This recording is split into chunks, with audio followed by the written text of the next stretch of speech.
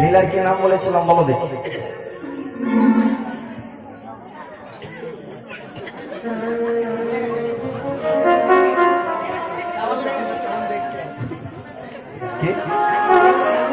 জগন্নাথ কেমন দেখতে? ঠিক বলেছে। লীলা বলেছিলাম কি? ভগবান শ্রীকৃষ্ণের জগন্নাথ অবতার। শুনে রাখুন, আজকে যেমন আপনারা ভক্ত আসনে বসেছেন, সেই 5,500 বছর আগে একজন ভক্ত ছিল। আমরা তোমার সাধারণ মানুষ, সেই ভক্ত ছিল রাজা। রাজা হয়ে জন্মগ্রহণ করলো, কিন্তু কোনোদিন রাজমুকুট মাথা করলো, কোনোদিন রাজবস্ত্র পূর্ণ সিংহাসনে বসল। কেন? কারণ রাজা হয়ে জন্মগ্রহণ করেছে, কিন্তু রাজকার্য তার ভালো লাগে না।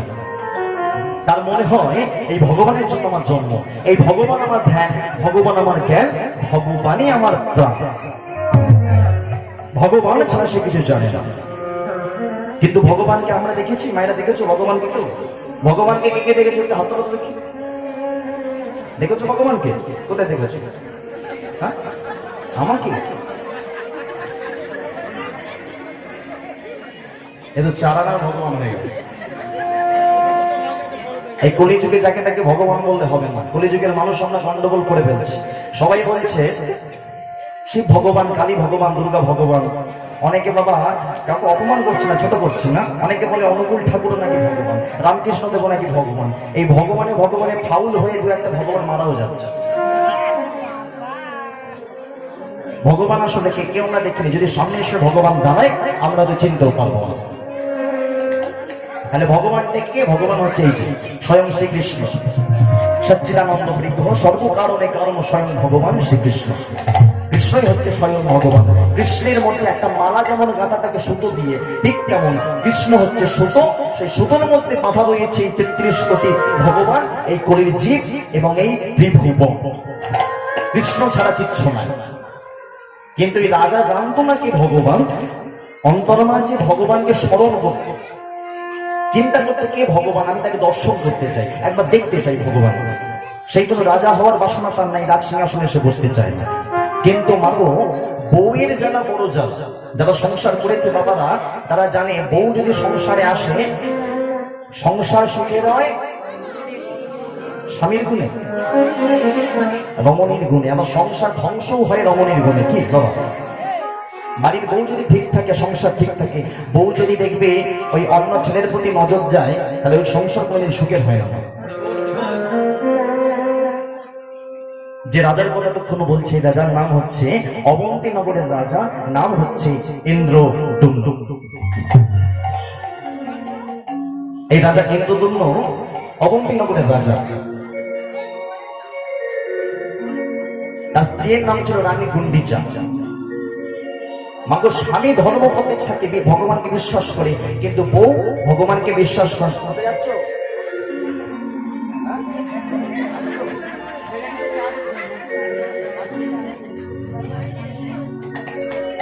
মাগো, যে যত বড়ই মহারথী হোক না কেন, বউকে সবাই ভয় পায়। কি? বউকে কিন্তু সবাই ভয় পায়। যত বড়ই চাকরি, যত বড়ই পুলিশ অফিসার হোক না কেন, সবাই কিন্তু বউকে ভয় পায়। এই রাজা ইন্দ্রদুম্ন রাজা, কিন্তু বউয়ের কথা তাকে শুনতে হয়, বউয়ের কথা উঠতে হয়, বসতে হয়। কারণ বউয়ের কথা না শুনলে গন্ডগোল আছে। আর সংসারে যদি সুখ চাও মায়েরা, যেসব বাবারা শুনছে, একটু বলে রাখি কথাটা। একটা ছেলে ছিল মা, সংসারে 2 বছর হলো বিয়ে হয়েছে, সুখ নাই। কেন বউকে ভয় করে? ভয় করার কারণও আছে। কেন প্রত্যেকটা স্বামী বউকে ভয় করে? বলছে 2 বছর বিয়ে হয়েছে মা, সংসারে সুখ নাই। গুরুদেবের কাছে গিয়ে বলছে, গুরুদেব 2 বছর বিয়ে হলো, সংসারে সুখ নাই, কি করলে সুখ আসবে? গুরুদেব বলছে, ঘরে যাই, ধোকা থেকে শুধু বউয়ের প্রশংসা করবে। কি বললো? শুধু বউয়ের প্রশংসা, আর কোনো কথা হবে না। ভালো, ছেলেটা শুনে নিয়েছে। ঘরে ঢুকে বউ দরজা খুলে দিয়েছে, খেতে দিয়েছে মা রুটি আর বাঁধাকপির তরকারি, গ্লাসে জল। এখন গুরুদেব বলেছিল বউয়ের প্রশংসা করতে, হাতে রুটিটা ধরে বলছে, আহা, রুটি তো নয়, যেন পূর্ণিমার চাঁদ। এখন বাঁধাকপি রুটিটা ছেড়ে বাঁধাকপি দিয়ে গালে দিয়েছে, বাঁধাকপির তরকারি। বাঁধাকপি তো নয়, যেন পঞ্চরত্ন। এখন খেয়ে দিয়ে গ্লাসে জলে চুমুক দিয়েছে। কি দিলে, এ তো অমৃত। এত প্রশংসা করছে, মনে মনে ভাবছে তাহলে বউয়ের এত প্রশংসা করেছি মানে আজকে রাত্রিবেলা আমার একটু হাত পাগুলো টিপবে, কি এতদিন তো আমি টিপেছি, আজকে একটু বউ টিপবে। মা গো, স্বামী দেখছে হঠাৎ বউ রান্না করে গেল, গিয়ে হাতে একটা বেলুন নিয়ে আসছে। এই বেচারা ভাবছে কি ব্যাপার হলো, প্রশংসা করলাম হাতে তাও বেলুন, এখন বেলুন এসে মাথায় টান টান করে দিয়েছে। মানে 2 বছর বিয়ে হলো, বউ বলছে 2 বছর বিয়ে হলো, এতদিন নিজে হাতে রান্না করে তোমায় খাওয়ালাম, কোনোদিনই প্রশংসা করলে না, আজকে আমি হোটেল থেকে কিনে আনতে প্রশংসা। তাহলে বুঝলে বউকে ভয় করার কারণ, এই ভয় না করলে বেলুন দিয়ে টান টান করে দেবে। এই হারে হারে টের পাচ্ছে যাদের হয়েছে তারা, কি হাতে বালা পরা যাবে না, হাতে ঘড়ি পরা যাবে না, নতুন জামা পরে বাইরে যাওয়া যাবে না, গেলেই গন্ডগোল আছে, সাজলেই গন্ডগোল। নতুন যদি জামা পরে বাইরে যায়, কোথায় যাচ্ছ, যদি বলে বন্ধুর সাথে, বন্ধু তোমার বন্ধু, আমি জানি তোমার বন্ধু,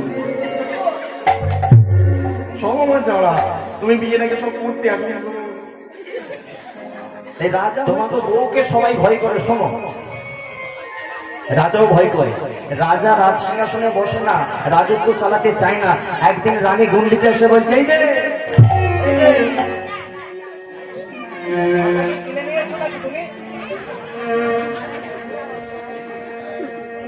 যা পেয়েছো তাই করছো, বিয়ের পর থেকে দেখে আসছি।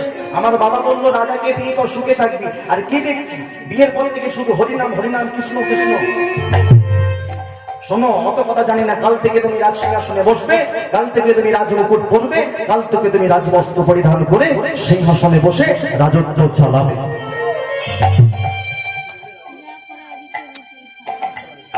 যেই না এমন কথা বললো, মা মাথায় বাজ ভেঙে যাবে, কিন্তু বউ বলেছে কিছু করার নেই। পরের দিন সকালবেলা আসতে, পরের দিন সকালবেলা রাজা ঠিক করলো, ঠিক আছে বউ যখন বলেছে আমি সিংহাসনে বসবো, কিন্তু আজকে রাত্রে তো সময় আছে, আজকে রাতটা শেষ রাত, আজকে রাতটুকু আমি একটু হরিনাম করে নেব। এই রাজপ্রাসাদে ঘরে একা বসে বসে হরিনাম করছে, প্রভু কৃপা করো, দয়া করো, কৃপা করো প্রভু, তুমি ছাড়া আমি কিছু চাই না, তোমাকে ছাড়া আমি কিছু চাই না, আমার সংসার চাই না। কিন্তু বউ বলেছে সংসারে তো রয়েছি, তারপরে তো শুনতে হবে, না সংসার তো থাকবে না। এই বউয়ের কথা শুনে ঘরে বসে কাঁদছে। অন্তর্যামী ভগবান বুঝতে পারলো আমার ভক্তকে কিনা রাজা করাবে, আজকে রাত্রে আমি লীলা প্রকাশ করবো। সেদিন রাত্রিবেলায় ভগবান রাজপ্রাসাদে এলো। হঠাৎ রাজা হরিনাম করছিল, রাজা শুনতে পেল দূর থেকে কে যেন বাঁশি বাজাচ্ছে।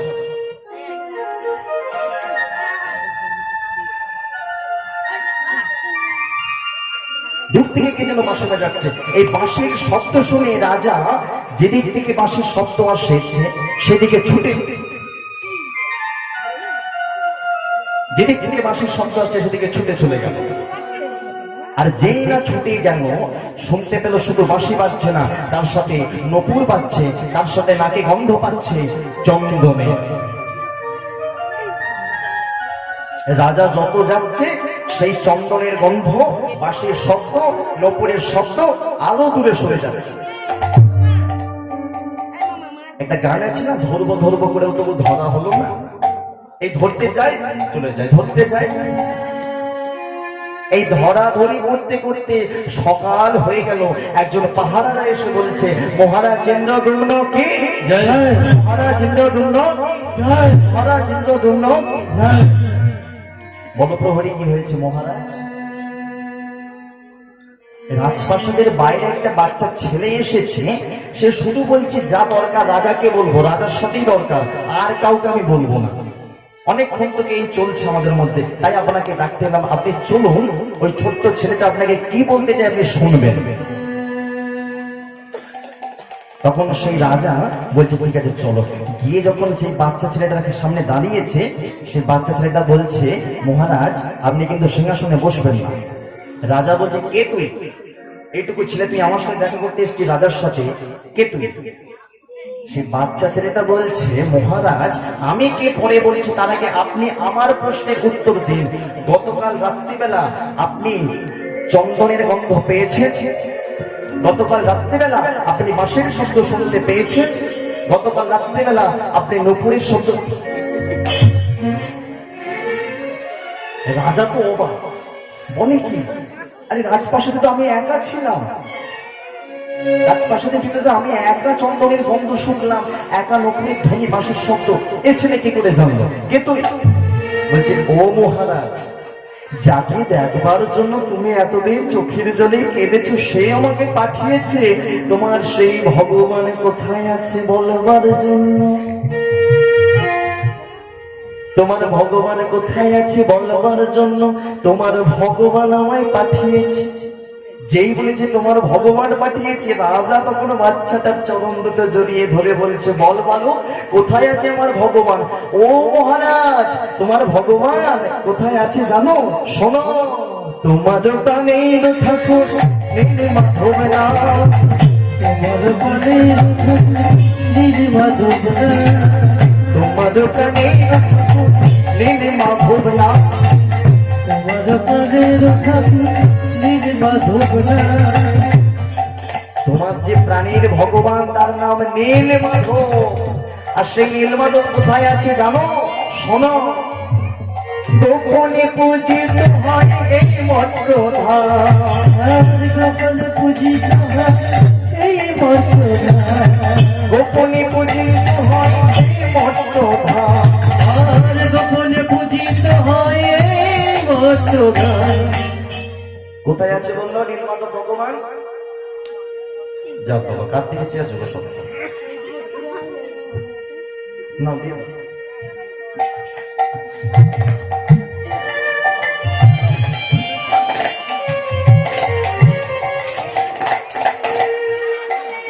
হরিবোল হরিবোল হরিবোল হরিবোল। নীলমাধব নাম আছে কোথায়? ওইভাবে শোনো না, কানটা কুলোর মতো তৈরি করো, চালুর মতো নয়, চালুনির মতো নয়। চালুনি কি করে? ভালো জিনিস ফেলে দেয়, খারাপ জিনিস ধরে রাখে। আর কুলো কি করে? ভালো জিনিসগুলোকে কুলের কাছে এগিয়ে নেয়, খারাপ জিনিসগুলোকে ফেলে দেয়। কানটা কুলো তৈরি করো, চালুনি। বললাম তোমারও প্রাণের ঠাকুর নীল মাধব নাম। ছেলেটা রাজাকে বলছে, তোমার প্রাণের ঠাকুরের নাম নীল মাধব, আর কোথায় আছে? গোপনে পূজিত হয় এই মর্তধাম। অর্থাৎ এই মর্তধামের মধ্যে তোমার নীলমাধব ভগবানকে কেউ একজন লুকিয়ে লুকিয়ে পুজো করছে। তাই বাচ্চা ছেলেটা বলছে, মহারাজ তোমার কাজ শুধু এইটুকু, কি করবে জানো? কি করবো বাবা?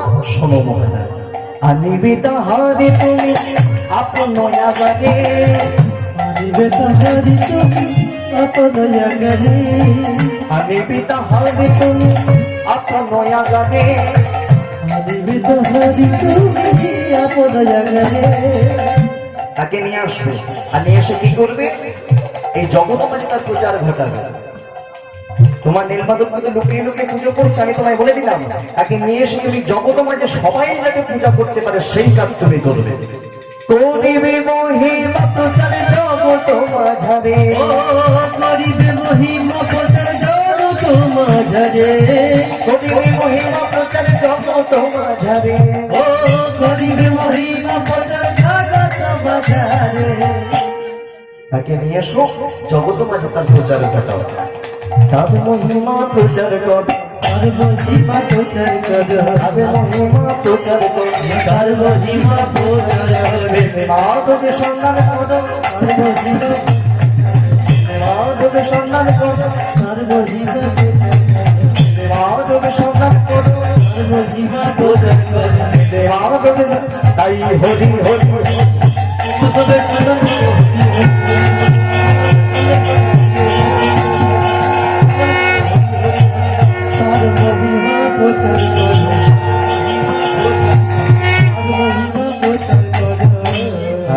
बोलिए राधा रानी की, राधा रानी की, কৃষ্ণচন্দ্র की, বৃন্দাবন ধাম की, আপন আপন গুরুদেব की। ওদিকে হলো কি না? ওদিকের মানে ওই যে ঘরে তালা দিয়ে এসছে ওটা কথা বলছে, ওদিকের মানে লীলার কথা বলছে। রাজা তো বলে দিল যে বাবা কি হলো ব্যাপারটা, ছোট্ট ছেলেটা রাজাকে সব বলে দিল। রাজা বলছে সব ঠিক আছে খোকা, সব তো জানলাম, আমি ওই নীলমাধবকে খুঁজে নিয়ে আসবো, আমি জগৎ মাঝে প্রতিষ্ঠা করবো, মন্দির তৈরি করব, কিন্তু কথা হচ্ছে তুই কি? যেই না বলছে তুই কে, তখন মহারাজকে বলছে মহারাজ আপনি একটু চোখটা বন্ধ করুন। আর যেই চোখ বন্ধ করেছে অমনি সেই ছেলেটা ওই জায়গা থেকে অদৃশ্য। ভগবানের বুঝতে বাকি, রাজার বুঝতে বাকি রইল না যে ওই ছেলেটা আর কেউ নয়, ওই ছেলেটাই স্বয়ং নীলমাধব ভগবান, তার নিজের বার্তা নিজে এসে রাজাকে দিয়ে গেল। চোখের জলে রাজা কাঁদছে, সবাইকে ডাকছে শোনো, এই নীলমাধব ভগবান, তাকে খুঁজে আনতে হবে, যে খুঁজে আনবে তাকে আমি 1 টাকা 2 টাকা নয় 1 লক্ষ স্বর্ণ মুদ্রা প্রদান করব। ক টাকা দেবে? কে কে 1 লক্ষ স্বর্ণ মুদ্রা চাও? সোনার দাম এখন কত জানো তো? কত সোনা এখন ক টাকা ভরি গো? 70 না 80? আরে 50 হলে তো আমি 2 গাছা করিয়ে রাখতাম, অত কম নয়, আরো বেড়ে গেছে। তো বলছে 1 লক্ষ স্বর্ণ মুদ্রা দেব যে আমার ভগবান নীলমাধবকে খুঁজে আনবে। শুনে নাও মায়েরা, লোভী বলতে কাদের বোঝানো হয়? সব থেকে বেশি লোভী কারা দেখি বলো, কে বলতে পারে? সব থেকে বেশি লোভী কে? না মানুষ তো বটে, মানুষের মধ্যে কে? একজন অভিশাপ পেয়েছিল না, কি গো? কে গো? ব্রাহ্মণ হচ্ছে সব থেকে বেশি লোভী। কেন? মা সীতার অভিশাপ ছিল না, কি জানেন তো? এই ব্রাহ্মণ হচ্ছে সব থেকে লোভী। আবার বলছে আমাদের শাস্ত্রে, সনাতন ধর্মে বলছে ব্রাহ্মণ হচ্ছে সব থেকে উচ্চ জাত, তাই তো? ব্রাহ্মণ 4টে তো জাত, 4টে বর্ণ, ব্রাহ্মণ, ক্ষত্রিয়, বৈশ্য, শূদ্র। বলছে মাথা থেকে গলা পর্যন্ত ব্রাহ্মণ, এই মাথাটা হচ্ছে ব্রাহ্মণ, হ্যাঁ। আর এই মুখ থেকে পেট পর্যন্ত হচ্ছে, এই হাত দুটো হচ্ছে ক্ষত্রিয়, আর মুখ থেকে পেট পর্যন্ত হচ্ছে বৈশ্য, আর কোমর থেকে পা পর্যন্ত, চরণ পর্যন্ত হচ্ছে শূদ্র। মাথা হচ্ছে ব্রাহ্মণ, মুখ থেকে পেট পর্যন্ত হচ্ছে বৈশ্য, হাত হচ্ছে ক্ষত্রিয়, আর চরণ হচ্ছে শূদ্র। তাহলে নিচু জাত, ওই জন্য চরণ। আচ্ছা একটা প্রশ্ন করে যাই, এখন সবাই বলে ব্রাহ্মণ হচ্ছে উচ্চ জাত, শূদ্র হচ্ছে নিচু জাত। তাই যদি হয় তাহলে আমরা গুরুজনদের পায়ে হাত দিয়ে প্রণাম করি কেন, মাথায় কেন করি? ব্রাহ্মণ তো উচ্চ জাত, মাথায় তো ব্রাহ্মণ, তাহলে মাথায় হাত দিয়ে প্রণাম না করে পায়ে হাত দিয়ে প্রণাম করি কেন? বলছে তুমি যদি ঘর তোলো, বনের যদি না দাও ছাদ হবে? বনেদ না দিলে ছাদ হবে না। ঠিক তেমন যদি শূদ্র বৈশ্য না থাকে, ব্রাহ্মণকেও খুঁজে পাওয়া যাবে।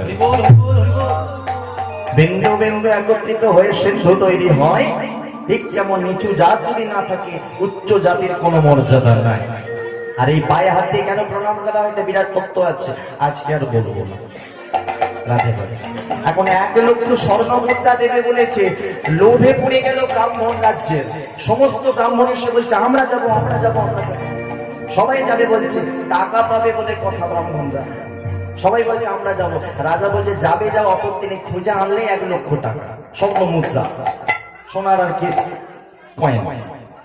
সেই ব্রাহ্মণদের মধ্যে একজনও ব্রাহ্মণ ছিল, নাম যার বিদ্যাবতী। এই বিদ্যাবতী ব্রাহ্মণ বলছে মহারাজ আমিও যাব খুঁজতে, আমিও ব্রাহ্মণ, আমিও খুঁজতে যাব, বিনিময়ে 1 টাকাও নেব না, যদি খুঁজে এনে দিতে পারি আপনার নীলমাধব। এই বলে সমস্ত ব্রাহ্মণগণ নীলমাধবকে খুঁজবে বলে পথে বের হয়েছে। আর সবাই গুরুধ্বনি করে, হরিধ্বনি করে, হরি নাম গাইতে গাইতে নীলমাধবকে খুঁজতে যায়। মুখে গাইছে, কি গাইছে? আজ শ্রী হরি শ্রী হরি বলি শুভ যাত্রা হইল।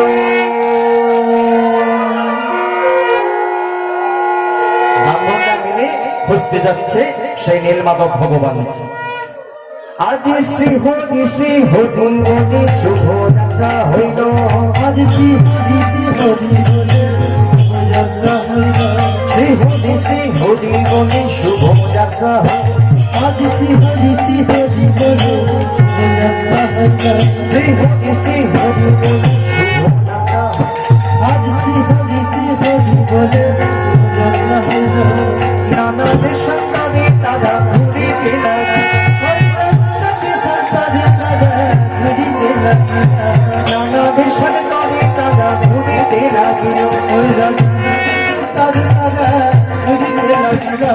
নানা দেশে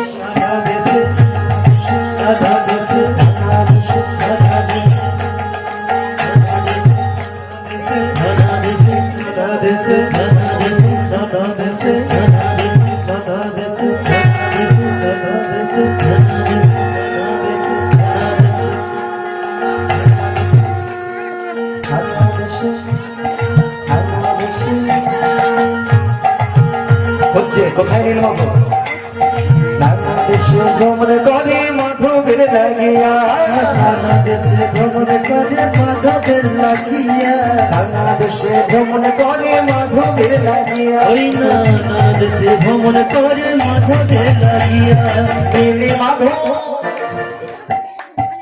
কাকে খুঁজতে গেছে ব্রাহ্মণরা কাকে খুঁজতে গেছে ভালো করে ভেবে বলো হ্যাঁ নানা দেশে ভ্রমণ করে মাধবের লাগিয়া নানা দেশে ভ্রমণ করে মাধবের লাগিয়া নানা দেশে ভ্রমণ করে মাধবের লাগিয়া নানা দেশে ভ্রমণ করে মাধবের লাগিয়া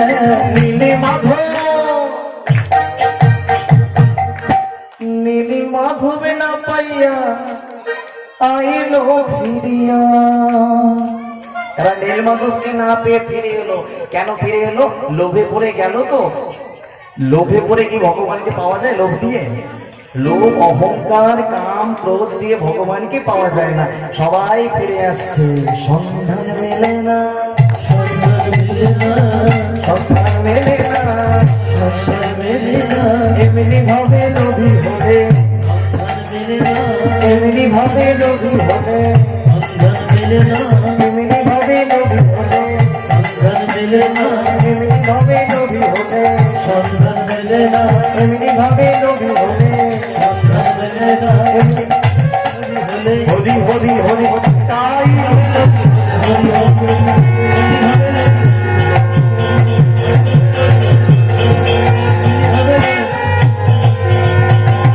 সন্ধান মেলে না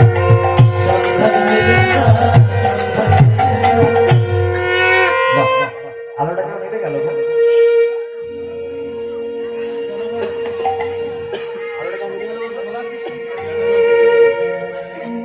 একটু দেখো তো আলোটা জ্বালিয়ে দাও না কালো ছিল তো আরো কালো লাগে রাধে রাধে। সবাই মিলে খুঁজতে গেছে নীলমাধব হ্যাঁ নীলমাধবকে খুঁজতে গেছে কিন্তু লোভে পড়ে গেছিল তো খুঁজে পেল না ঘুরে ঘুরে ক্লান্ত হয়ে ফিরে চলে এলো কিন্তু একজন ব্রাহ্মণ যার নাম ছিল বিদ্যাবতী সে কিন্তু মা ফিরে এলো না কারণ সে তো বলেই দিয়েছিল যদি আমি নীলমাধবকে খুঁজে পাই বিনিময়ে একটা টাকাও মহারাজ আপনার থেকে আমি নেব না তাহলে সে লোভে পড়ে যায়নি রাজার আদেশে গিয়েছিল সে কিন্তু ফিরে আসেনি সে জঙ্গলে জঙ্গলে ঘুরছে আস্তে কথা বলো না মায়েরা জঙ্গলে জঙ্গলে বিদ্যাপতি ঘুরছে একদিন দুদিন তিন দিন দেখতে দেখতে 7 দিন পার হয়ে গেল খাওয়া হয়নি জলপান করা হয়নি দু চোখের পাতাও এক করতে পারেনি ঘুমও হয়নি আর শরীর বইছে না গাছের তলায় চুপ করে বসে মনে মনে ভাবছি মাগো আমাদের যখন শরীর ক্লান্ত হয়ে যায় কেউ যদি মৃত্যুর মুখ থেকে ফিরে আসেন তারা উপলব্ধি করতে পারবেন মৃত্যুর সময় কি মনে হয় সারা জীবনে যা কর্ম করেছি সেগুলো চোখের সামনে একবার যেন সিনেমার মতো রিলটা পাক খায় সারা জীবনের মধ্যে যাকে সব থেকে বেশি ভালোবাসলাম তার কথা মনে পড়ে মৃত্যুর শেষ সময় যে আমি চলে গেলে তার কি হবে আস্তে কথা বলো না এই বিদ্যাবতী গাছের তলায় বসে বসে প্রাণ বেরিয়ে যাবে, মৃত্যু প্রায় অবস্থা, হয়তো কিছুক্ষণের মধ্যেই মারা যাবে, এমন অবস্থায় ভাবছে যে আমি মারা যাব, আমার দুঃখ নাই, কিন্তু আমার বাড়িতে যে আমার মা রয়েছে, মায়ের কি হবে? দেখুন মায়েরা, কলিযুগের ছেলে এসে মায়ের কথা চিন্তা করছে মৃত্যুর সময়, ভাবছে আমি চলে গেলে আমার মায়ের কি হবে। কারণ বিদ্যাপতি জানে যে তার মা তাকে কষ্ট করে, কত কষ্ট করে বড় করেছে। বিদ্যাপতি জানে কত কষ্ট করে তার মা তাকে বড় করেছে। আজকে তার দেহ থেকে প্রাণ চলে যাবে, তবু সে ভয় পাচ্ছে না, শুধু চিন্তা করছে মায়ের কথা। ভক্তমণ্ডলী, ভক্তিমতী মায়েরা, মনটা চঞ্চল না করে একটু আমার কথা মন দিয়ে শোনো। কারণ কীর্তন মানে শুধু ভগবানের লীলা শোনার জিনিস নয়, কীর্তন মানে সমাজ গঠন, সমাজ তৈরি, সমাজ শিক্ষা। কলিযুগের মানুষ হয়ে জন্মগ্রহণ করেছি আমরা, 2 পয়সা শিক্ষা অর্জন করে আমরা শহরে গিয়ে চাকরি করি, কিন্তু যে বাবা মার জন্য আমরা বড় হই, মানুষ হই, সেই বাবা মাকে দর্শন করতে পারি না, দেখতে পারি না। আজ থেকে কথা বলো না, কারো যদি ভালো না লাগে উঠে যেতে পারো না, কিন্তু কথা বলো না হরিবাসরে বসে। 2 পয়সা শিক্ষা অর্জন করেছি, আমরা চাকরি করতে চাই,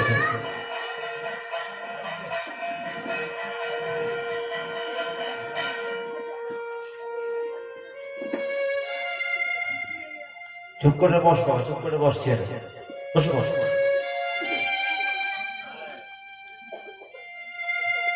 মায়ের একটু মন দিয়ে শোনো, কথা বলো। যে বাবা মা 10 মাস 10 দিন মা কষ্ট করে জন্ম দেয় একটা ছেলে, বড় যখন হয় সেই ছেলে সেই মাকে দুমুঠো ভাত দেয় না। এটা শুধু এখানকার ঘটনা নয় বা আমাদের ওদিকে ঘটনা নয়, দিকে দিকে চারিদিকে ছড়িয়ে পড়েছে এই ঘটনা কলিযুগে। একটুখানি শিক্ষা অর্জন করে শহরে গিয়ে চাকরি করে, মা ফোন করছে, খোকা ওষুধের পাতা শেষ হয়ে গেছে। খোকা বলছে, মা পাশের বাড়ির ছেলেটাকে দিয়ে আনিয়ে নাও, ওষুধের দোকানের টাকাটা আমি দিয়ে দেব। হ্যাঁ গো, টাকা দেওয়ার জন্য কি ছেলেকে মানুষ করেছিল মা? টাকাটাই কি সব? ভক্তমণ্ডলী, ভক্তিমতী মায়েরা, যেসব মায়েরা সন্তান জন্ম দিয়েছেন তারা জানবেন, একটা সন্তানকে কষ্ট করে বড় করে তোলা, কষ্ট করে জন্ম দেয়া, তাকে মানুষের মতো মানুষ করা কত কষ্টের ব্যাপার। আর বড় হয়ে সেই ছেলে যখন মাকে দেখে না, মুখ তুলে তাকায় না মায়ের দিকে, তার যে জীবনে কত বড় কষ্ট যে মা পায় না, সে মা জানে।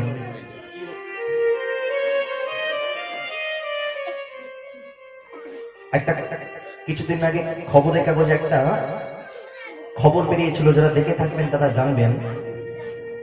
মাগো, হাওড়া স্টেশনে, হাওড়া রেল স্টেশনে একটা জায়গা আছে বড় ঘড়ি। ওই বড় ঘড়ির তলায় একটা বয়স্ক মা একদিন নয়, 2 দিন নয়, 3 দিন নয়, 1 মাস সেই বড় ঘড়ির তলায় বসেছিল। এখন আরপিএফ মানে রেল পুলিশরা যখন দেখছে একদিন না অনেকদিন ধরে বসে আছে, যখন সেই মাকে জিজ্ঞাসা করলো যে আপনি কেন 1 মাস ধরে বসে আছেন, কি দরকার আপনার? তখন সেই মা বলেছিল যে বাবা, আমার ছেলে আমাকে ট্রেনে করে এখানে নিয়ে এসেছে। আমার ছেলে বলেছে, মা যতক্ষণ না আমি আসবো ততক্ষণ তুমি এই জায়গা থেকে কোথাও যাবে না। সবাই বোঝাচ্ছে যে মা আপনার ছেলে আর আসবে না, কারণ 1 মাস পার হয়ে গেছে। সেই বয়স্ক মাটা বলছে, বাবা আমি এখানে বসে বসে মরে যাব, তবে এই জায়গা থেকে কোথাও যাব না। কারণ আমি যদি চলে যাই, তারপরে যদি আমার ছেলে এখানে আসে, যদি আমাকে দেখতে না পায়, আমার ছেলের বড় কষ্ট হবে, মনে বড় ব্যথা লাগবে। আমি আমার ছেলের মনে কোনোদিন ব্যথা দিতে চাই না। বিশ্বাস, ছেলেকে মানুষ করেছে, সবাই বলছে 1 মাস হয়ে গেছে আর আসবে না, তবু বলছে না আমি বসে থাকবো। আর সেই রকম মাকে আমার আজকালকার দিনের ছেলেরা দু পয়সা শিক্ষিত হয়ে সেই বাবা মাকে ছেড়ে চলে যায়। স্ত্রী বলছে, হ্যাঁ গো, তোমার বন্ধুর বাবাকে তার বন্ধু তো বৃদ্ধাশ্রমে দিয়ে এলো, তুমি দিয়ে আসতে পারলে না? বন্ধু বলছে, হ্যাঁ দিয়ে আসলেই হয়। বন্ধুর সাথে ছেলে যোগাযোগ করে পরের দিন সকালে বলছে, বাবা বাবা বল খোকা, তুমি না মাকে নিয়ে বৃদ্ধাশ্রমে চলে যাও। তো বাবা বলছে, হ্যাঁ অসুবিধা নাই, এই বাড়ি তো তোর জন্য বানানো, তুই থাক বাড়িতে, আমি তোর মাকে নিয়ে বৃদ্ধাশ্রমে গিয়ে থাকবো। মাগো, বাবা মাকে ছেলেটা বৃদ্ধাশ্রমে দিয়ে এলো। আস্তে এটা ধরে নাও, বাচ্চা হলো মা, এটা ধরে নাও।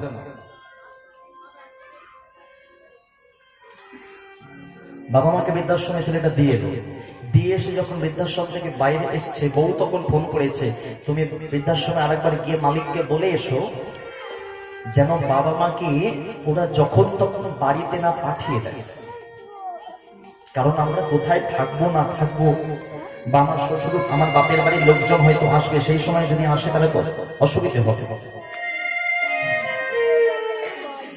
এই আবার বলবার জন্য যখন ছেলেটা বৃদ্ধাশ্রমে গেল, গিয়ে দেখছি বাবা মা বসে আছে, বাবা বসে আছে সেই মালিকের চেয়ারে, মা বসে আছে তার পাশে, আর বৃদ্ধাশ্রমের মালিকটা বসে আছে পাশের একটা চেয়ারে।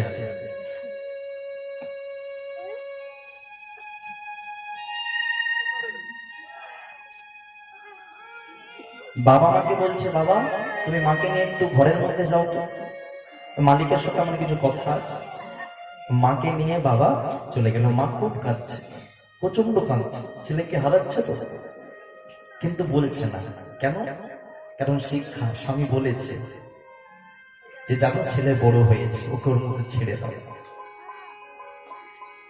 মাকে নিয়ে বাবা ঘরে ঢুকে গেল, মালিকের সাথে কথা বলছে। একটা কথা বলবার জন্য আপনার কাছে এলাম, কিন্তু তার আগে একটা প্রশ্ন আপনাকে করা যাচ্ছে। কি প্রশ্ন? আমি দেখলাম আমার বাবা আপনার চেয়ারে বসে আছে আর আপনি পাশের চেয়ারে, আপনি কি আমার বাবাকে আগে থেকে চিনতেন? সেই বৃদ্ধাশ্রমের মালিক চোখের চশমাটা খুলে চোখের জলটা হাত দিয়ে মুছছে আর বলছে, বাবা তোমার বয়স কত হলো? বলছে, আমার বয়স বেশি না, 26 বছর। তোমার বাবা মাকে আমি 26 বছর আগে থেকেই চিনি। কি করে? বলছে, খোকা তুমি হয়তো জানো না, আমার শুধু বৃদ্ধাশ্রম নয়, বৃদ্ধাশ্রমের পাশে আমার একটি অনাথ আশ্রম আছে। আর 26 বছর আগে আজকে যেমন আমি কাঁদছি, সেদিন তোমার বাবা মা এসে আমার পা দুটো জড়িয়ে ধরে কেঁদে বলেছিল, দাদা আমাদের একটা সন্তান চাই।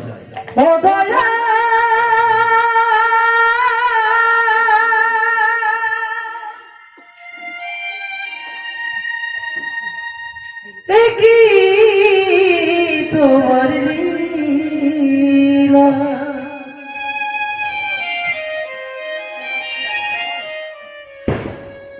কি তোমার খেলা,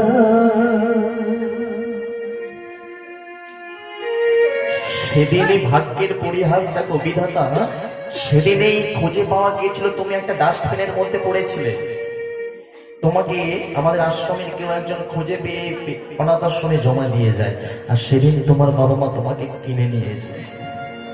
শোনা মাত্রই ছেলেটা ছুটতে ছুটতে আর দাঁড়াতে পারলো না, ছুটতে ছুটতে বাবা মার ঘরের সামনে গিয়ে দরজায় ধাক্কা দিচ্ছে, বাবা দরজা খোলো, মা দরজা খোলো তাড়াতাড়ি, আমি বুঝতে পেরেছি আমি কি সম্পদ হারাতে পেরেছি, দরজাটা খোলো। কিছুতেই দরজা খুলছে না। বৃদ্ধাশ্রমের মালিক এসে ধাক্কা দিচ্ছে, দাদা দরজা খুলো, দিদি দরজা খুলো। দরজা যখন খুলছে না, ধাক্কা মেরে দরজাটা খুলে ভিতরে ঢুকে ছেলেটা চুপ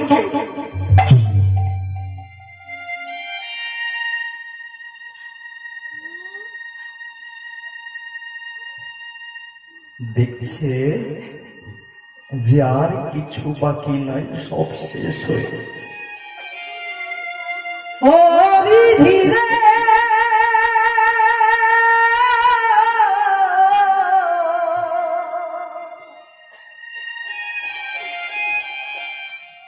ও বিধি রে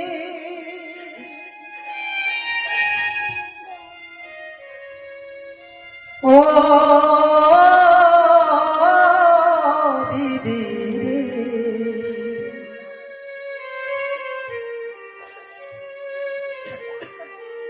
সুখী যদি দিয়েছিলে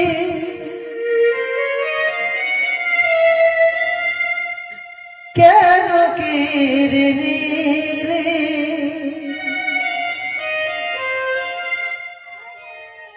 কোন অপরাধী দয়া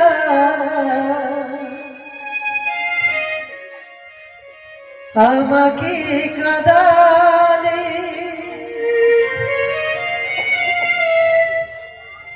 চলে গেল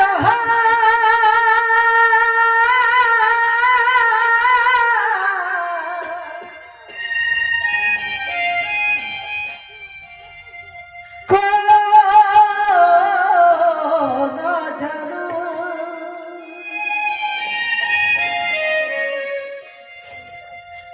চলে গেল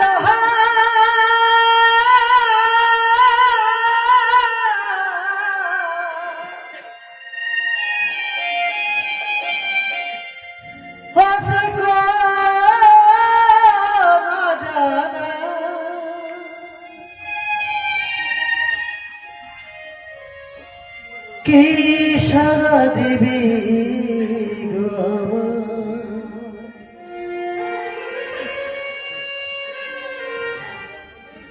কি সারা দিবি গো আমার?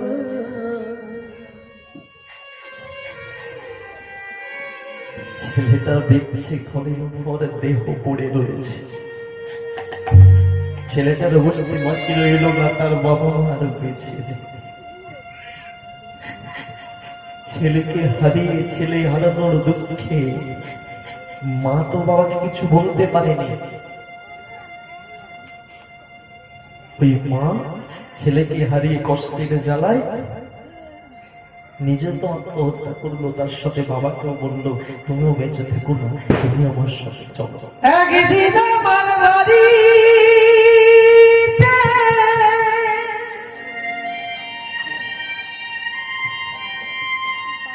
লোক আসবে সারি সারি, সেদিন আমরা রব ঘুমাই, কান্নাকাটি করবি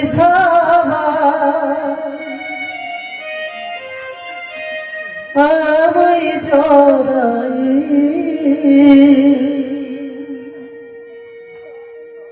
সেদিন আমরা রব ঘুমাই।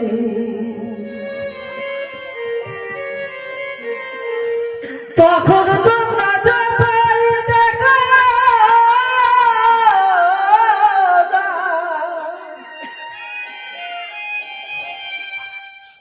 চলে গেলে আমি আর ফিরে আসব না।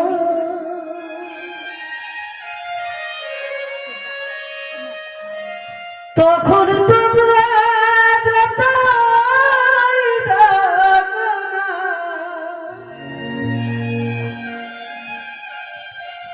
চলে গেলে আমি আর ফিরে আসব না, ফিরে আসব না।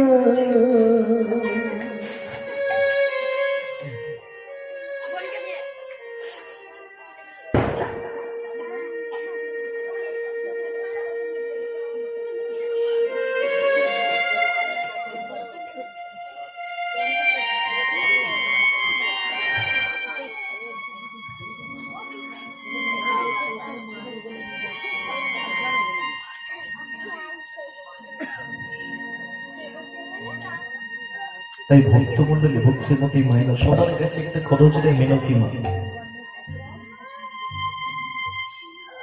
জীবনে বাবা মাকে কোনোদিন কাঁদিও না, কারণ বাবা মাকে যদি কেউ হারায়, মাথার উপর থেকে যদি কারো বাবা মা চলে যায়, তার জীবনে কিচ্ছু নাই। বলছে প্রখর রোদে যদি তুমি হেঁটে হেঁটে যাও, তোমার বড় কষ্ট হবে। যদি তুমি একটা বট গাছ দেখতে পাও, বট গাছের তলায় দাঁড়ালে তুমি ঠান্ডা, তোমার প্রাণ জুড়াবে, কষ্ট আর হবে না। এই বাবা মা হচ্ছে এই সংসারের মধ্যে মাথার উপর বট গাছ। এই বট গাছকে কোনোদিন কেটে ফেলতে চেও না, কারণ এই বট গাছ যদি থাকে সারা জীবন, তোমাকে কোনোদিন কষ্ট পেতে হবে না। তোমরা যতই যাও না মন্দির মসজিদ, যতই করো না গঙ্গা স্নান, বাবা মাকে না বাসলে ভালো হয় না খুশি ভগবান। বাবা মাকে না বাসলে ভালো হয় না খুশি ভগবান। তোমায় বুকে জড়িয়ে ধরে কত কষ্টে মানুষ করে, সেই বাবা মার তো চোখের জল কভু জানো না ঝরে। এই পৃথিবীর মধ্যে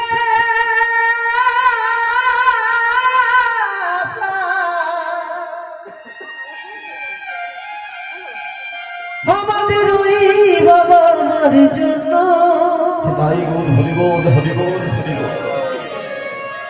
তাদের সেবা করলে হবে আমাদের জীবন হবে ধন্য, আমাদের জীবন হবে ধন্য। তাই আজকে বিদ্যাপতি প্রাণ চলে যাচ্ছে, মারা যাচ্ছে, হয়তো কিছুক্ষণ বাদে মারা যাবে। নিজের জন্য ভাবছে না, ভাবছে কার জন্য? মায়ের জন্য। ঘরে কিন্তু বউ আছে যার নাম মাধবী, বউয়ের কথা চিন্তা করলো না, মায়ের কথা চিন্তা করছে, কারণ জানে মা কি জিনিস, কি সম্পদ। কিন্তু মাগো যার ভাবনা সে করে, আমরা ভাববার কে? ভগবান রাস্তা দেখিয়ে দিল বিদ্যাপতিকে। হঠাৎ দেখছে গভীর জঙ্গলে অন্ধকারের মধ্যে দূরে একটা আলো জ্বলছে। সেই আলো লক্ষ্য করে বিদ্যাপতি যেই না এগিয়ে গেল, যাওয়া মাত্রই দেখছে একটা আলো নয়, চারিদিকে আলো জ্বলছে, চারিদিকে ঘর। একটা গ্রামে এসে হাজির হয়েছে, যে গ্রামের নাম সবর জাতির গ্রাম, সবর গ্রাম। সেই সবর গ্রামের রাজা ছিল মা বিশ্বা বসু, আর বিশ্বা বসুর একটা মেয়ে ছিল।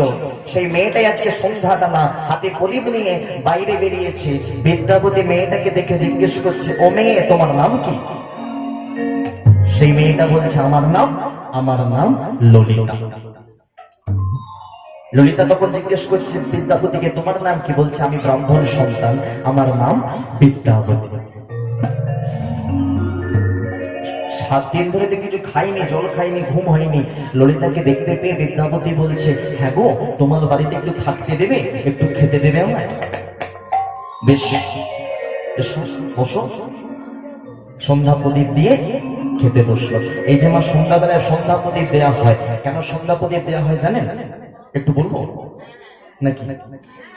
হ্যাঁ, কিসের জন্য হিন্দু বাড়িতে প্রত্যেকদিন সন্ধ্যাবেলা সন্ধ্যা প্রদীপ দেওয়া হয়? সন্ধ্যার সমাধি কেন দেওয়া হয় শুনে নিন মায়েরা। এই সন্ধ্যা আর কেউ নয়, সন্ধ্যা নামে একটি মেয়ে ছিল, যার বাবার নাম ছিল সৃষ্টিকর্তা ব্রহ্মা। ব্রহ্মার মেয়ের নাম হচ্ছে সন্ধ্যা।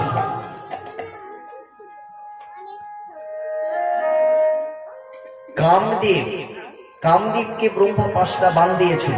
এই 5টা বাণের মধ্যে প্রথম বাণ যখনই দিল, প্রথম বাণ কামদেব মারলো কাকে? ব্রহ্মাকে। ব্রহ্মা বলছে কামদেবকে, না তুই আমাকে মারিস না, সর্বনাশ হয়ে যাবে আমাকে যদি বাণ মারিস। কারণ কামের বান মারা মানে শরীরে কামের উদয় হবে, তখন আর মা বোন আর তখন বিচার হবে না, নারী জাতি দেখলেই তখন লোভ লালসা হবে যদি কামদের একবার বান মেরে দেয়।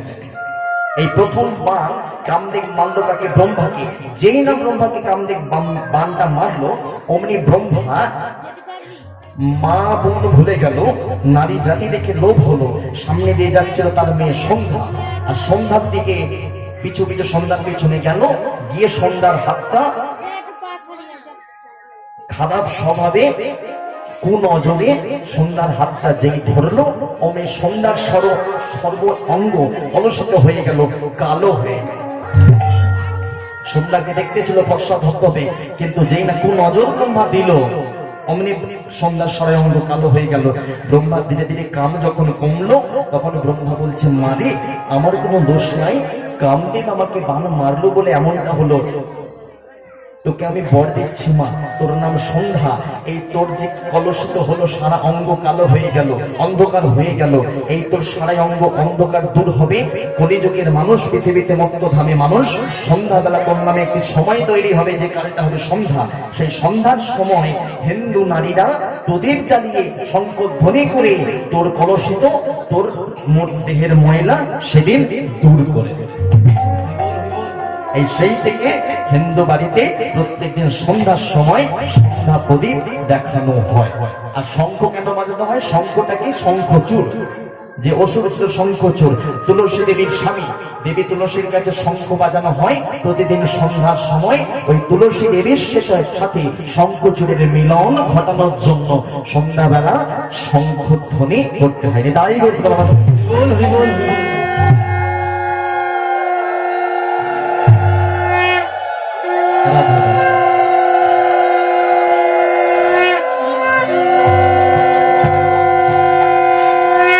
এই সন্ধ্যাবেলা ললিতা বলছে, তুমি একটু দাঁড়াও, আমি সন্ধ্যাটা ঠাকুরকে দেখিয়ে দিই, তারপরে তোমাকে জল দেবো, খাবার দেবো। সন্ধ্যা দেখিয়ে বিদ্যাপতিকে জল দিয়েছে, খেতেও দিয়েছে। মাগো, মানুষের স্বভাব খেতে পেলে শুতে চায়। এখন যখনই খেতে দিয়েছে, বিদ্যাপতি বলছে, হ্যাঁ গো, খেতে দিলে একটু শুতে দেবে না? বেশ, আজকে রাত্রিবেলা তুমি আমাদের বাড়ি শুয়ে পড়ো।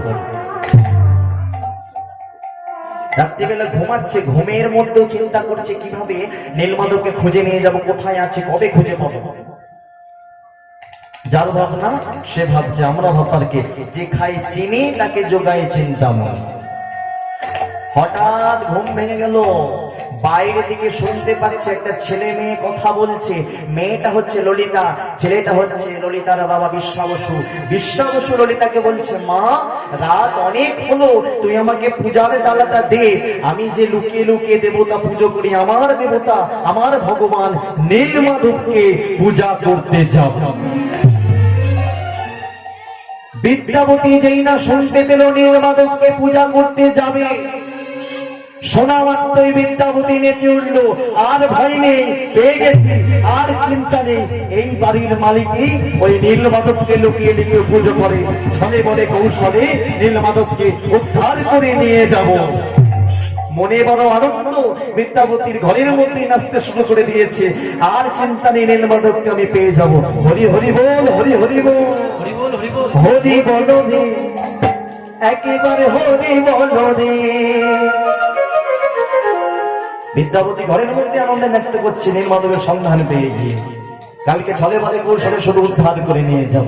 নাচছে আর গাইছে, হরি বল রে, একবার হরি বল রে, হরি বল রে, একেবারে হরি বল রে, হরি বল রে, একবার হরি বল রে, হরি বল রে, একবার হরি বল রে, হরি বল রে, একবার হরি বল রে। হরি হরি হরি হরি।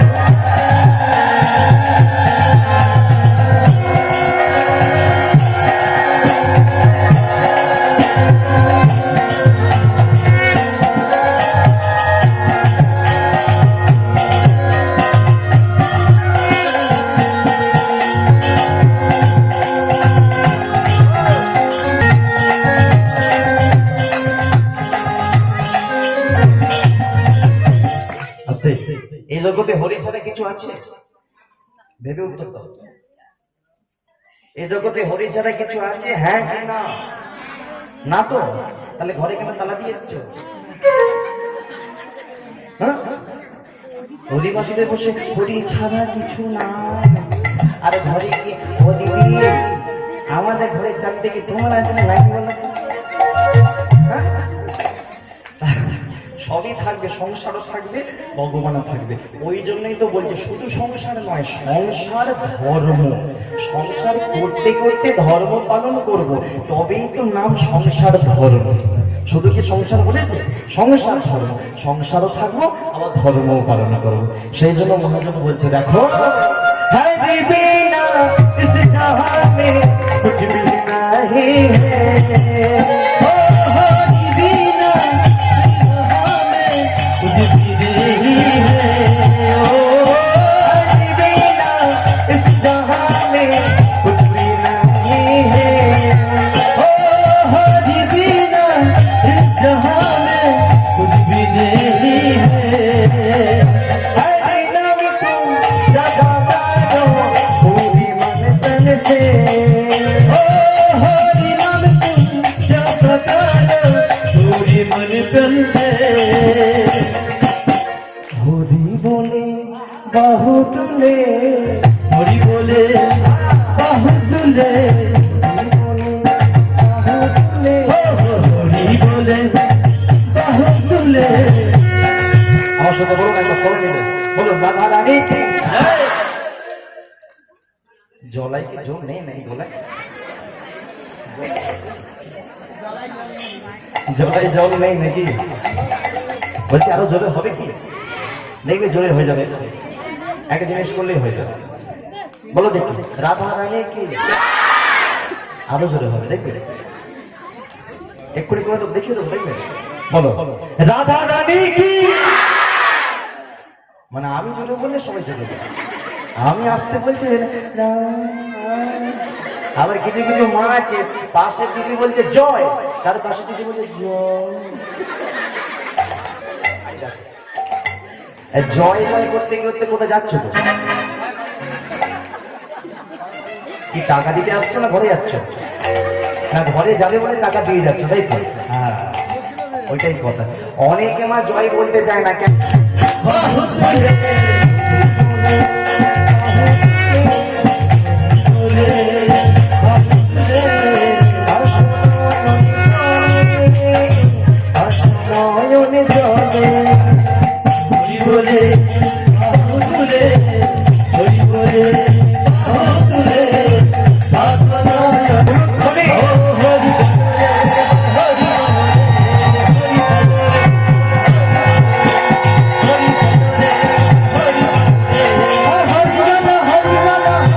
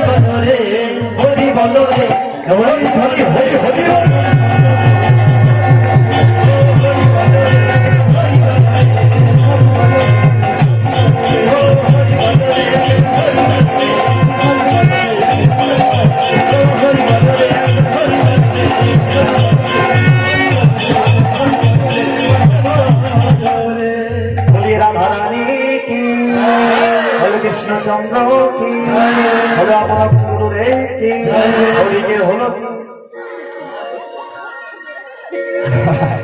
হরিকের মালিক লুকিয়ে লুকিয়ে পুজো করে, তাই তো? লুকিয়ে করো তো, এটা সবাইকে জানি। বাড়ির মালিক লুকিয়ে পুজো করে, ছলে বলে কৌশলে নিয়ে যেতে হবে নীল মাধবকে, কিন্তু নিয়ে যাবো কি করে? হ্যাঁ গো, কেউ যদি কোনো জিনিস লুকিয়ে রাখে, কেন লুকিয়ে রাখে? কাউকে দেখাবে না সেই জন্য, তাই তো? লুকিয়ে কি জন্য রাখে? কাউকে দেখাবে না সেই জন্য তো। তাহলে মনে মনে বিদ্যাপতি ভাবছে ললিতার বাবা লুকিয়ে লুকিয়ে পুজো করে, এর মানে কি কাউকে দেখাতে চায় না? তাহলে ছলে বলে কৌশল আমাকে দেখতে হবে, একটা ছলনা করতে হবে। কি ছলনা? ও গো বলছি মেয়েটাকে তো দেখতে হবে, হবে না? হ্যাঁ? মেয়েটাকে তো ভালোই দেখতে, আমি যদি বিয়ে করি তাহলে আমি বিদ্যাপতি, আমি হয়ে যাব কে? ওর বাবার হয়ে যাবো জামাই। আমার জামাই যদি হয়ে যায়, পরের দিনে গিয়ে বলবো যৌতুক কিছু লাগবে না, শুধু ভগবানকে দেখতে। না করবে? দিতে পারতো। মেয়ে তো বলবো তাহলে মেয়েকে নিয়েই যাবো না, তোমার ঘরে মেয়ে থাক। এই চিন্তা করে পরে তিনি ললিতাকে ডেকে বলছে, ও ললিতা, ললিতা গো, আর লজ্জা পায় না নিজের বিয়ের কথা নিজে বলছে। সে যত ওর মা আছে বিদ্যাপতি, ললিতা মানে আমার না বলবো, বলছে বলো কি হয়েছে?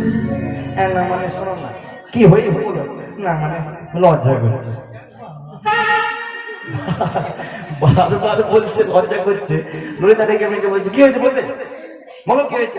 বলছে না মানে আমি তোমাকে না বিয়ে করতে চাই। হ্যাঁ গো, কোন যদি বড় সরকারি চাকরি করে ছেলে কোন একটা মেয়েকে যদি রাস্তা কান করিয়ে বলে তোমাকে আমি বিয়ে করতে চাই, বলবে জুতো দেখেছো? কোথায় বলবো জুতো দেখেছো? তারপরে ছেলেটা যদি বলে তুমি জানো আমি ইনকাম ট্যাক্স অফিসার, তখন মেয়েটা বলবে হ্যাঁ গো ডেটটা ফাইনাল কর। কি বলো? বলে সরকারি চাকরি করলে মেয়ের অভাব হয় না, আর রাত জেগে কীর্তন করলে মেয়ে পাওয়া যায় না। সত্য কথা, কোন মেয়ে আর পাওয়া যাচ্ছে না। রাধে রাধে, সবকটা প্রাচীন হয়ে আসছে। হরি হরি বল। এখন বিদ্যাপতি তো ব্রাহ্মণ, আর ললিতা কি সবর জাত, মানে সাঁওতাল জাতের সমান। ললিতা চিন্তা করছে আমি নিজ জাতের মেয়ে, ও ব্রাহ্মণ, আমি যদি ওকে বিয়ে করতে পারি জীবন আমার ধন্য। এই বলে সেদিনের সন্ধ্যাবেলা ললিতার বাবা ললিতার সাথে বিদ্যাপতির বিয়ে দিল। একটু বিয়ে বাড়ি ধরুন ঘুরে আসে, আর বিয়ে বাড়ি মানে উলুধ্বনি হরি হরি সংকীর্তন। চলুন বিয়ে বাড়ি উলুধ্বনি হরি হরি বল, হরি হরি বল।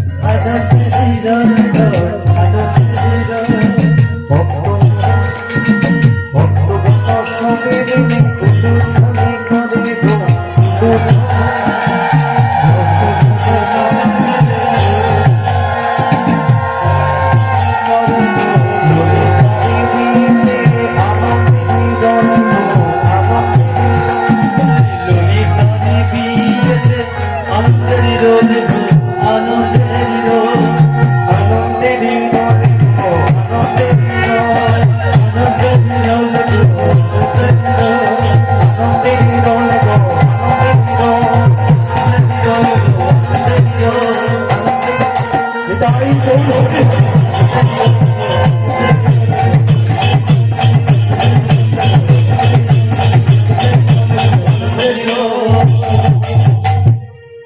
তাহলে ললিতার সাথে বিদ্যাপতির বিয়েটা হলো।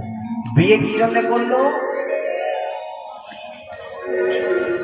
বিদ্যাপতি ললিতাকে যে বিয়ে করলো কেন? ফুলসজ্জা করবে বলে? তাহলে ভগবানকে খুঁজে নিয়ে যাবে বলে। পরের দিন, বিয়ের পরের দিন ললিতাকে সকালবেলা ডেকে বলছে, শোনো ললিতা, তোমার বাবা যে লুকিয়ে লুকিয়ে ভগবানকে পুজো করে, তোমার থেকে টাকা চাই না, বাড়ি চাই না, কিছু চাই না। তোমার বাবার থেকে টাকা চাই না, পয়সা চাই না, কিছু চাই না, একটা জিনিস চাই। কি চাও? তোমার বাবা যে লুকিয়ে লুকিয়ে নীলমাধবকে পুজো করে, সেই নীলমাধবকে আমি চাই। যেই না বলেছে নীলমাধবকে চাই, ললিতা ছুটতে ছুটতে বাবা থেকে বলছে, বাবা, আমার স্বামী কিছু চাইনি আমার কাছে, আমার স্বামী খুব ভালো। অনেক ছেলে আছে বিয়ের পরে বলে যে 2 লাখ টাকা না দিলে বিয়ে করবো না, এরকম অনেক ছেলে আছে। কিন্তু মাগো, বিদ্যাপতি বলছে কিছু চাই না, শুধুমাত্র তোমার বাবা যে নীলমাধবকে পুজো করে, সেই নীলমাধবকে আমি দেখতে চাই। আর বিদ্যাপতি জানি একবার যদি আমাকে দেখিয়ে দেয়, তাহলে আমি পরবর্তীকালে লুকিয়ে লুকিয়ে যাবো, নীলমাধবকে নিয়ে পালিয়ে যাবো। হ্যাঁ গো, মেয়ে যদি বলে বাবাকে যে বাবা, আমার স্বামী বলেছে বাবা যে আমাকে একটা ফ্রিজ দিতে হবে, ফ্রিজ না দিলে আমার স্বামী বলেছে যে আমাকে বাপের বাড়ি দিয়ে যাবে সারা জীবনের মতো। এখন কোনো বাবা কি চাইবে? কোনো মেয়ের বাবা চাইবে? সে ধারতে না করে হলেও, নিজের কিডনি বিক্রি করে হলেও মেয়ের ঘরে দেখবে নতুন একটা ফ্রিজ ঠিক পাঠিয়ে দেবে। কেন? কারণ সে মেয়ের মুখে হাসি ফুটিয়ে রাখতে চায়। ললিতার বাবা বিশ্বাবসু বলছে, তোর স্বামী কি চাই? নীলমাধবকে দেখতে চাই, নিয়ে যাব, চিন্তা নাই। আজকে রাত্রিবেলা তোর স্বামীকে সেজে করে তৈরি থাকতে বলবি, কিন্তু কিন্তু শর্ত আছে। কি শর্ত? বলতে, তোর স্বামীকে আমি হাত ধরে নিয়ে যাব না, আমি যে পূজার ডালা নিয়ে যাব, সেই ডালা আর হাতে থাকবে আমার কমণ্ডল, সেই কমণ্ডলের মধ্যে জল থাকবে, আর তোর স্বামীর চোখগুলো বাঁধা থাকবে, পথ আমি চেনাবো না, চোখ বাঁধা থাকবে কাপড় দিয়ে, আর ওই কমণ্ডলের মধ্যে জল থাকবে। আমি যখন হেঁটে যাব, ওই হাঁটলে কমণ্ডলের গায়ে জলটা ধাক্কাকে একটা শব্দ হবে, সেই শব্দ শুনে তোর স্বামীকে যেতে হবে। যদি পারে তাহলে রাত্রেবেলা নিয়ে আসিস, নিয়ে যাব। বিদ্যাপতিকে ললিতা এসে সব বললো। বিদ্যাপতি ভাবলো, যার ভাবনা সে করে, আমি ভাববার কে? যে ভগবান, সেই আমাকে পথ দেখাবে। সন্ধ্যা গড়ালো, রাত্রি হলো। রাত্রিবেলা বিদ্যাপতির চোখটা ললিতার বাবা ভালো করে বেঁধে দিবে, হাত ধরলো, সামনে যাচ্ছে, পাটা বাড়িয়েছে। এমন সময় ললিতা পিছন থেকে স্বামীকে ডেকে বলছে, দাঁড়াও স্বামী, তুমি তো যাচ্ছ, গভীর জঙ্গল দিয়ে যাবে, বাবা তোমার হাতও ধরবে না, এই নাও এক থলি সরিষা, এই সরিষার দানা তুমি সঙ্গে রাখো, কারণ আমাদের জাতে নিয়ম আছে, যাত্রাপথে সরিষা সঙ্গে নিয়ে গেলে যাত্রাপথ শুভ হয়, যাত্রাপথ শুভ হয়। এই চিন্তা করে সরিষা দিল। আর যাচ্ছে যখন, ললিতা বলে দিচ্ছে, এই সরিষা তুমি সঙ্গে নিয়ে গেলে তোমার কোনো বিপদ হবে না, আর তুমি হরি নাম করতে করতে যাও। এই বিদ্যাপতি হরি নাম করতে করতে শ্বশুর মশাইয়ের পেছন পেছন এসে গেল কোথায়?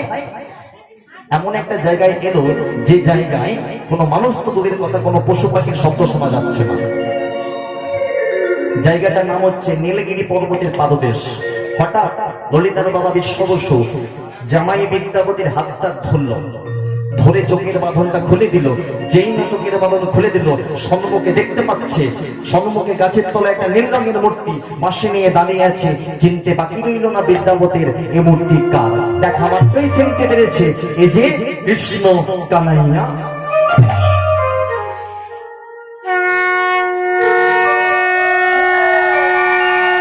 বিদ্যাপতিকে দাঁড় করিয়ে রেখে ললিতার বাবা যখন পূজায় বসলো, চোখ বন্ধ করে এক মনে পূজা করছে নীলমাধবের। নীলমাধব ভগবান তখন বিদ্যাপতিকে বলছে, বিদ্যাপতি, দৈববাণী করে নীলমাধব ভগবান বিদ্যাপতিকে বলে দিচ্ছে, বিদ্যাপতি তুমি পালিয়ে যাও, আমি তোমাকে পথ দেখিয়ে পার করে দিচ্ছি, তুমি গিয়ে রাজার কাছে যাবে, রাজা ইন্দ্রদম্নকে বলবে আমাকে খুঁজে পেয়ে গেছো, আমাকে উদ্ধার করে নিয়ে যাও। ললিতার বাবা ধ্যানে মগ্ন, পূজা করছে নীলমাধবের, আর বিদ্যাপতিকে দৈববাণী করে নীলমাধব ভগবান পার করে দিল, সেই জঙ্গল থেকে বের করে রাজার কাছে পৌঁছে দিল। রাজা বলছে মহারাজ জগন্নাথ এই নীলমাধবকে আমি পেয়ে গেছি, আপনি চলুন।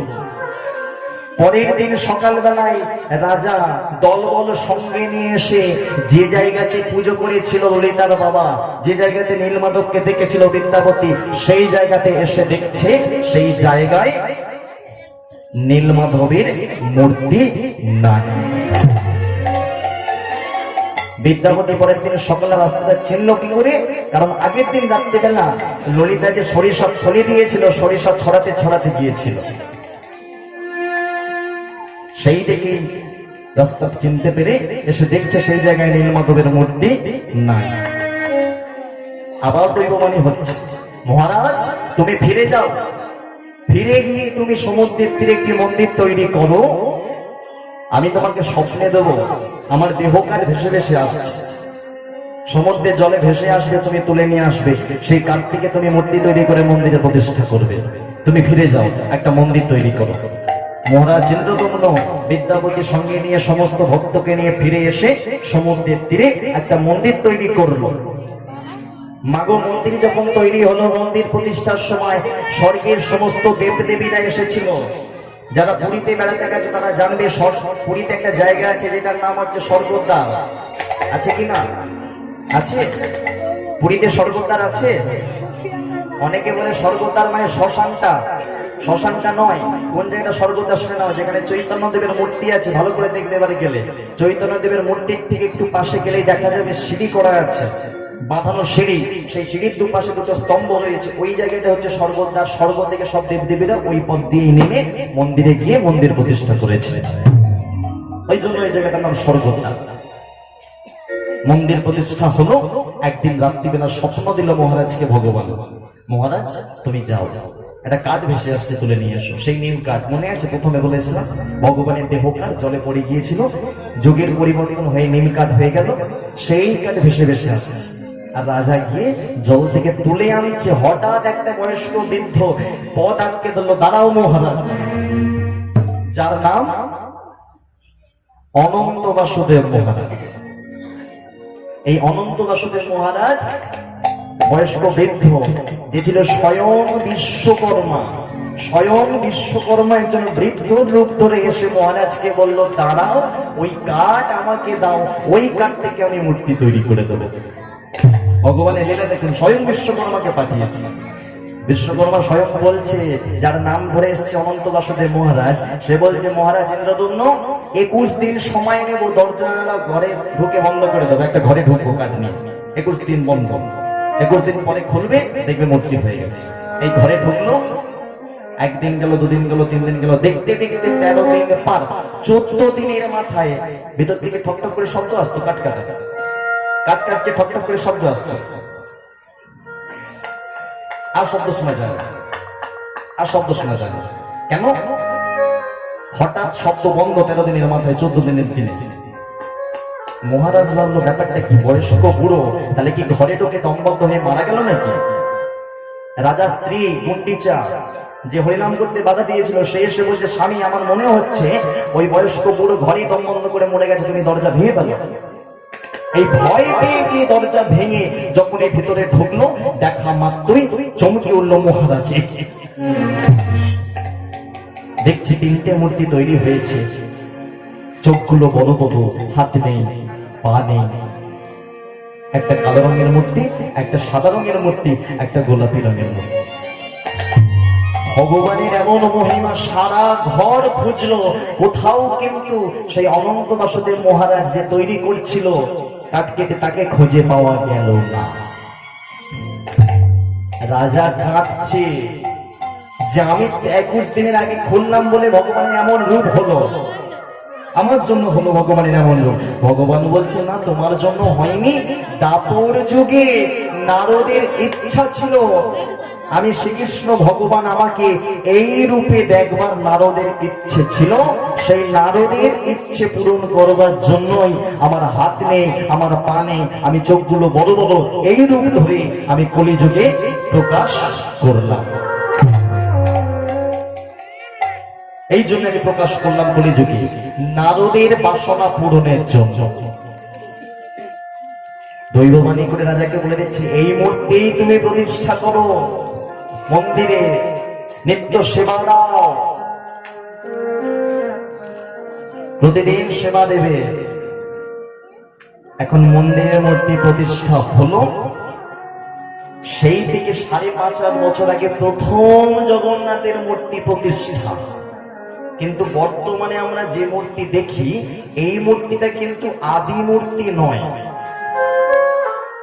কারণ জগন্নাথের মূর্তি নব কলেবর হয়, অর্থাৎ জগন্নাথের মূর্তি পরিবর্তন করা হয়। কোন বছর, যে বছর আষাঢ় মাস মল মাস পড়ে, সে বছর অক্ষয় তৃতীয়ার দিন জগন্নাথের মূর্তি পরিবর্তন করা হয়।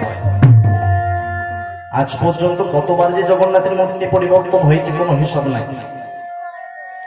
যদি কেউ জগন্নাথের মন্দিরে ঘুরতে যাও, জগন্নাথের মন্দিরের পিছনেই টাকা দিয়ে টিকিট কেটে ঢুকতে হয়। একটা ফুলের বাগান আছে, সেই ফুলের বাগানে একটা ছোট পুকুর মতো আছে, ছোট একটা পুকুর আছে। সেই পুকুরের মধ্যে জল নেই, সেখানে জগন্নাথের কাঠের মূর্তিগুলো সমাধি দেওয়া হয়, পুরানো মূর্তিগুলো আবার নতুন মূর্তি তৈরি করে বেদিতে স্থাপন করা হয়। এই মূর্তি প্রথম 5.5 বছর আগে প্রতিষ্ঠা হলো। আর রাজা বলছে, প্রভু তোমার কিছু মহিমা তৈরি করবে না? বলছে, হ্যাঁ অবশ্যই মহিমা হবে। এই রান্নাঘরে রান্না হবে, প্রতিদিন হাড়ির উপর হাড়ি চাপানো থাকবে। আমি কৃপা করলাম, শতকার তলায় আগুন দেবে, কিন্তু একসাথে সব কটা হাড়ি রান্না হবে। যারা টিকিট কেটে রান্নাঘরে ঢুকেছেন তারা জানে না, শতকার তলায় আগুন দেওয়া হয়েছে, সব কটা হাড়ি সাজানো রয়েছে, কিন্তু কোনো হাড়ি একা হয় না, যে উপরেরটা দেরিতে হয়, তলারটা আগে হয় না, একসাথে সব কটা হাড়ি রান্না হয়ে যায়। জগন্নাথের মহিমা বলছে, 5.5 বছর আগে যত পরিমাণ প্রসাদ রান্না হয়েছিল, আজও সেই পরিমাণই প্রসাদ রান্না হয়। সেটা ভক্ত বেশি হোক বা কম হোক, কোনো দিন জগন্নাথের প্রসাদ কম পড়ে না, বা কোনো দিন জগন্নাথের প্রসাদ বেশিও হয় না। দেখবে সব দেবতার প্রসাদকে প্রসাদ বলে, জগন্নাথের প্রসাদকে মহাপ্রসাদ। শুনে নাও জগন্নাথের প্রসাদকে কেন মহাপ্রসাদ বলে। রান্নাঘরে রান্না করে যখন জগন্নাথের মন্দিরে নিবেদন করা হয়, জগন্নাথের মন্দির থেকে যখন বের হয় ওটা প্রসাদ, তখন প্রসাদই থাকে। কিন্তু জগন্নাথের মন্দিরের পাশে রয়েছে একটি দুর্গা মন্দির, মন্দিরের ভেতরেই পাশেই একদম। ভালো করে এগুলো জানা থাকলে জানা যায়। পান্ডা ধরলে পান্ডারা দেখিয়ে দেয়, কিন্তু অনেক টাকার ব্যাপার আছে, যেটা রাখালদার কৃপায় আজকে হয়ে যাচ্ছে বিনা পয়সায়। কি গিয়ে খুঁজে দেখে নেবেন। এই জগন্নাথ মন্দিরের পাশে রয়েছে একটি দুর্গা মন্দির, যে মন্দিরটাকে বলা হয় বিমলা দেবীর মন্দির। ওই জগন্নাথের প্রসাদ জগন্নাথ মন্দির থেকে বের করে বিমলা দেবীর মন্দিরে নিবেদন করা হয়। বিমলা দেবীর মন্দির থেকে যখন বের হয়, যখন সেটা আনন্দ বাজারের নাম হয় মহাপ্রসাদ। এখন জগন্নাথের মাসিটাকে রাজা বলছে, ও প্রভু, আমার বউ তো তোমাকে বসতে দিত না, হরিনাম করতে দিত না, আমার বউ এখন ভালো হয়ে গেছে। ভগবান বলছে, ঠিক আছে, তাহলে তোমার বউ আমার মাসি হবে। কে মাসি? রানী গুন্ডিচা। এই রানী গুন্ডিচাই হচ্ছে জগন্নাথের মাসি। বলছে, তোমার বউ আমার মাসি হবে, বছরে একবার মাসির বাড়ি যাব, গিয়ে পেট ভরে 3 ভাই বোন খাবো, আবার চলে আসবো। সেই থেকে শুরু হলো কি সোজা পথ উল্টো। সেই থেকে রথযাত্রা সবাই রথে করে মাসির বাড়ি যায়, পেট ভরে খায়, আবার চলে আসে। এখন ভগবান বৃন্দাবতীকে আদেশ দিচ্ছে, বৃন্দাবতী তুমি জঙ্গলে বিয়ে করেছো ললিতাকে, ললিতাকে নিয়ে এসো, বউয়ের মর্যাদা দিয়ে বাড়িতে নিয়ে এসো। এই ললিতার গর্ভে যে সন্তান হবে, ললিতার গর্ভে সন্তান আজ থেকে আমার রান্না করবে। বংশ পরম্পরায় এখনো যারা রান্নাঘরে রান্না করে তারা হচ্ছে ললিতা আর বৃন্দাবতীর মিলনে যে সন্তান হয়েছিল ললিতার গর্ভের সন্তানরা। আর পান্ডা কে হবে? পুরোহিত কে হবে? বলছে বিদ্যাপতির ব্রাহ্মণের আগে একটা ঘরে বউ ছিল যার নাম মাধবী, পুরোহিত। সেই থেকে বংশ পরম্পরায় চলে আসছে, সেই থেকে জগন্নাথের নিত্য সেবা হচ্ছে, প্রতিদিন সেবা হয়, কোনোদিন সেবা বন্ধ যায় না। প্রত্যেকটা ভক্ত যায় মনের আনন্দে জগন্নাথের কাছে প্রার্থনা করে, যা মানসিক করে তাই চায়, বিনিময়ে যেটা মানসিক করতে হয় সেটাও ভগবানকে দিতে হয়। ভগবানের কাছে জগন্নাথের কাছে কিছু চাইলে সেটা জগন্নাথ না করে না। আর কেউ যদি রথের সময় জগন্নাথকে রথের উপর দর্শন করতে পারে তার জীবনে মৃত্যু ভয় থাকে না। সেই 5,500 বছর থেকে নিত্য সেবা হচ্ছে, সবাই নাম গাইছে, ভগবানের প্রসাদ পাচ্ছে, মহাপ্রসাদ, সবাই মিলে গাইছে কি কৃষ্ণ জগন্নাথ, কৃষ্ণ জগন্নাথ, কৃষ্ণ জগন্নাথ, সেই কৃষ্ণই জগন্নাথ। সেই 5,500 বছর ধরে এখনো পূজা চলছে, কোনোদিন বন্ধ হয় নাই। সেই জন্যই বলছে কৃষ্ণ জগন্নাথ, কৃষ্ণ জগন্নাথ, কৃষ্ণ জগন্নাথ, কৃষ্ণ জগন্নাথ, উলুধ্বনি হরে হরে।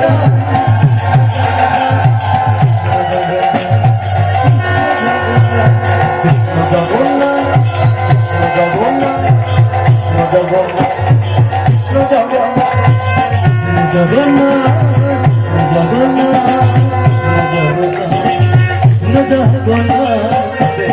অনেকে মনে মনে ভাবে সংসারের জ্বালায় এই দু একজন তো ঘরে উঠে গেল, কেন গেল, কেন গেল বলো দেখি। মনে মনে ভাবছে রাখাল তো দুপুরে খাওয়ার ব্যবস্থা করছে, রাত্রে তো করে নাই, বলে কি তো খাবার ব্যবস্থা করতে হবে, যাই হোক ব্যালনটা তো হাতে নিতে হবে, ওই জন্য উঠে গেল কি। কিন্তু মা বলছে সংসারের কাজ করতে করতে কর্ম করো, কাজ মানে কর্ম করতে করতে ধর্ম করো, হাতে করো কাম, মুখে বলো না। ওই জন্যই বলছে শোনো, উঠিতে বসিতে কৃষ্ণ জগন্নাথ, চলিতে ফিরিতে কৃষ্ণ জগন্নাথ, উঠিতে বসিতে কৃষ্ণ জগন্নাথ, চলিতে ফিরিতে কৃষ্ণ জগন্নাথ, উঠিতে বসিতে কৃষ্ণ জগন্নাথ, কৃষ্ণ জগন্নাথ, উঠিতে উঠিতে বসিতে কৃষ্ণ জগন্নাথ, চলিতে ফিরিতে কৃষ্ণ জগন্নাথ, উঠিতে বসিতে উঠিতে বসিতে কৃষ্ণ জগন্নাথ, চলিতে ফিরিতে কৃষ্ণ জগন্নাথ, উলুধ্বনি হরে। উঠিতে বসিতে কৃষ্ণ জগন্নাথ, চলিতে ফিরিতে কৃষ্ণ জগন্নাথ, কৃষ্ণ জগন্নাথ।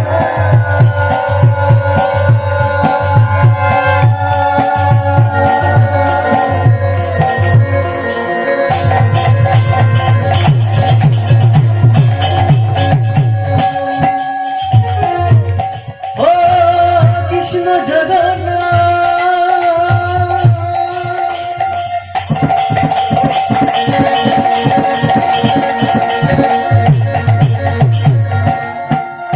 কৃষ্ণ জগন্নাথ, কৃষ্ণ জগন্নাথ,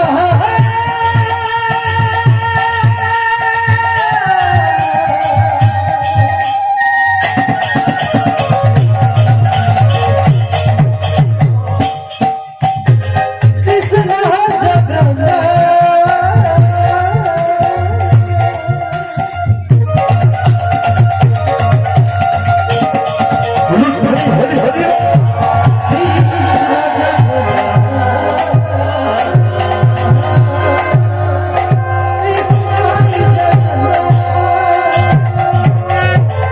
জগন্নাথ, কৃষ্ণ জগন্নাথ,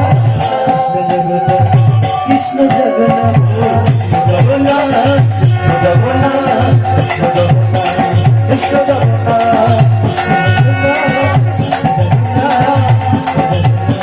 কৃষ্ণ জগন্নাথ, কৃষ্ণ জগন্নাথ, নিতাই গৌর হরে।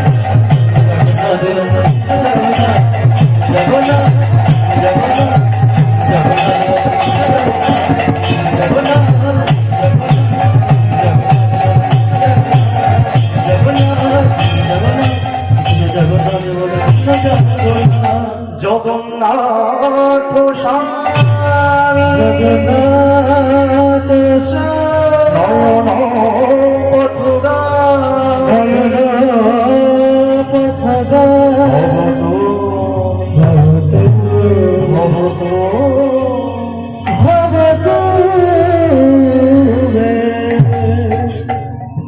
আপন ইচ্ছাই তুমি ওই স্থানে আইলা ওই স্থানে আইলা জগন্নাথ নামে জগতে জগতে প্রচার করিলা প্রচার করিলা। সেই থেকে জগন্নাথের মূর্তি প্রতিষ্ঠা হলো আর নিত্য সেবা হলো।